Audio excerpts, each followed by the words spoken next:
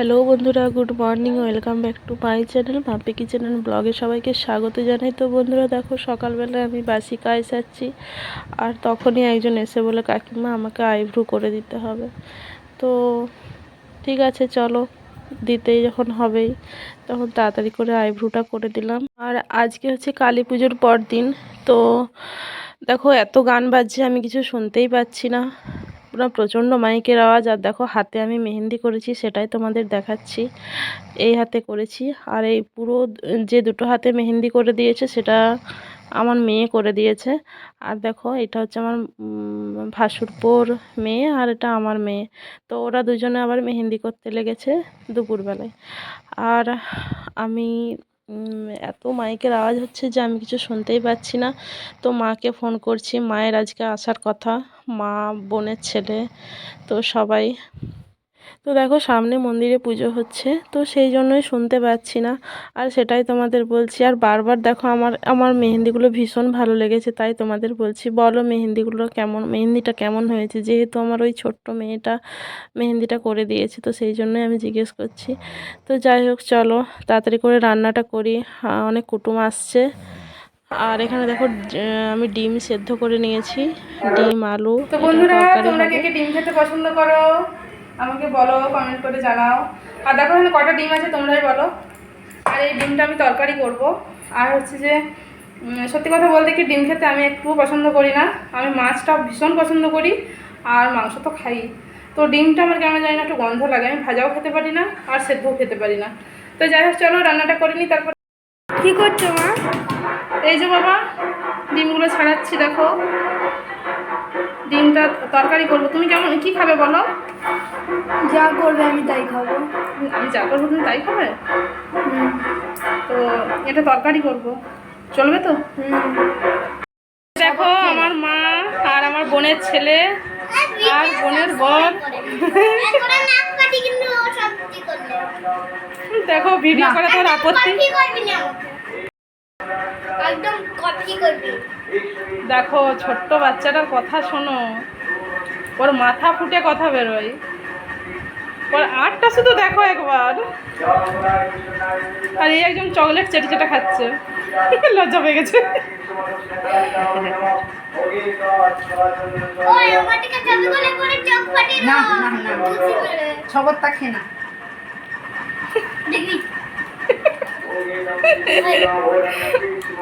এটা আমার দুষ্টু সোনা, আমার দুষ্টু সোনাকে দেখো, সেই পুজোর সময় দেখেছিলে, আবার 1 মাস পর দেখা হলো।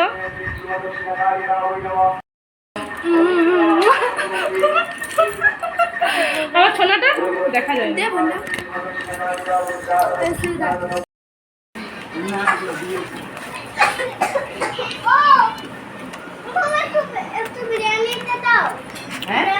এই তোরা বিরিয়ানিটা খেয়ে নিচ্ছু যে?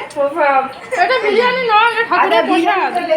তো দেখো মা ছেলে ঠাকুরের প্রসাদ খাচ্ছি, আর পুজো দিয়ে আনলো। বিরিয়ানি এখন হয় না তো, হবে। হেভি টেস্টি, হবে। এটাও ঠাকুরের প্রসাদ। বিরিয়ানিটা হবে। ভীষণ ভালো লাগে যা।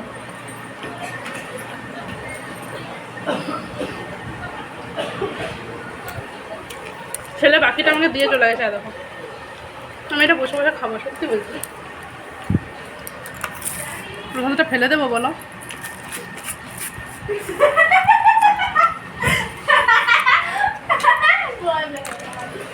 তুই জলে প্রসাদটা খেয়ে নি, ওরা খুব হাসাহাসি করছে, তারপরে আসছি।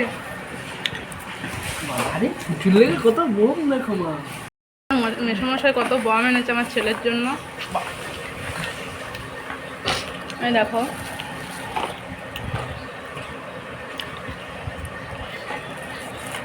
ওইটা দেখ, চটপটি। দেখো এত বড় ছেলেকেও এখনো বম কিনে দিচ্ছে মাসি মেশো, চিন্তা করতে পারছো আদরটা কোনখানে গেছে? একদম বম বাস্ট। তো দেখো দুপুরে খাওয়া দাওয়ার পর আমি চলে এসেছি রান্নাঘরে। তো এখন আমি বানাচ্ছি পিঠের পুর। তো সেই জন্য 1 লিটারের মতো দুধ ছিল, তো সেই দুধটাকে আমি এখন জাল দিয়ে ফুটিয়ে আর চিনি দিয়ে এখন আমি বানাচ্ছি খোয়া পুর। তো খোয়া পুরটা প্রায় আমার হয়েই গেছে, আর অল্প একটু জাল দিলেই হয়ে যাবে। আর দেখো এখানে মা আর মেয়ে মিলে বানাচ্ছে পিঠে। তো আমি এখন পর্যন্ত একটাও বানাইনি, ওরা দুজনেই বানাচ্ছে। তো দেখো কি কি পুর আছে সেটাই তোমাদের দেখাবো। তো আছে প্রথমে খোয়া পুর, এটাই দেখালাম। আর তারপরে আছে ডালের পুর, তারপরে আছে নারকেলের পুর। দেখো আর হচ্ছে যে এই যে মেয়ে বানাচ্ছে পিঠেগুলো, তো দেখো অনেকগুলোই বানিয়েছে, খুব সুন্দরভাবেই বানাচ্ছে। তো আমি আমার মেয়েকে সত্যি কথা বলতে কি শিখিয়ে দিয়েছি, কারণ আমি ছোটোবেলাতে এতটাই আদরে ছিলাম, এতটাই মায়ের বাবার আদরে ছিলাম যে পড়াশুনো নিয়েই থেকেছি, কখনো আমি কাজের দিকে হাত বাড়াইনি। তো শ্বশুরবাড়িতে এসে আমাকে খুব কথা শুনতে হয়েছে তার জন্য, কিছু কাজ পারি না বলে। তো আমার বর আমাকে নিজে হাতে এই যেইভাবে পিঠেটা বানাচ্ছি ঠিক সেইভাবে আমাকে ও শিখিয়ে দিয়েছে। আমি ওর কাছ থেকে পিঠে বানানোটা শিখেছি। তো ও আমাকে নিজের মতো করে গড়ে নিয়েছে, এটাই আমার খুব ভালো লাগে। তো এখন আমি সব রকমের পিঠে বা সব ডিজাইনের পিঠে বানাতে পারি, আমার এখন আর কোনো প্রবলেম হয় না। তো আমার এখন খুব ভালোই লাগে, পিঠে খেতেও ভালো লাগে আর খাওয়াতেও ভালো লাগে। তো দেখো এবছর দীপাবলিতে আমি সেরকমভাবে সাজাতে পারিনি, কারণ আমার শরীরও খুব অসুস্থ ছিল। আর তো সেই জন্য ছেলে যেরকম পেরেছে সাজিয়েছে।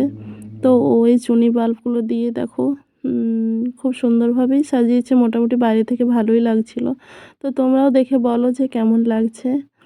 আর ছেলেকে বেশি কারেন্টের সামনে হাত দিতে দিই না, তো আমি বলে বলে দিয়েছি, ও জাস্ট ওই রকমই যেমন তেমন করেই দিয়েছে। তো বন্ধুরা, প্রতি বছরের মতো এবছরও বলছি, বোমাবাজি নিয়ে বেশি মাতামাতি করো না, আর বাচ্চাদের একটু সাবধানে রেখো, বোমাবাজি থেকে দূরে রেখো। আমার এই জিনিসগুলো ভীষণভাবে ভয় লাগে। তো সেই জন্য আমি আমার বাড়ির বাচ্চাদেরও খুব সাবধানে রাখার চেষ্টা করি। তো যাই হোক, আজকের ভিডিওটা কেমন লাগলো অবশ্যই কমেন্ট